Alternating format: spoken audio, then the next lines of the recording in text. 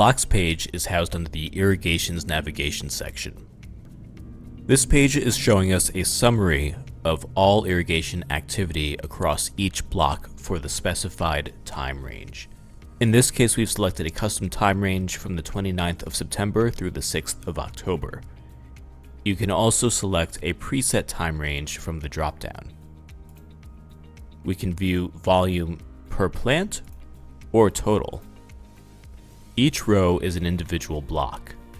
We planned 7.17 gallons per plant and delivered 6.72 gallons per plant, or 93.7% of what was planned. Our deviation was 6.3% below the target, or 0.45 gallons. Our flow rate was slightly lower than the expected flow rate, at almost 45 gallons per minute as opposed to 48 gallons per minute. On the right-hand side of each block, you can click the 3-dot menu bar, and here we can view the input block details.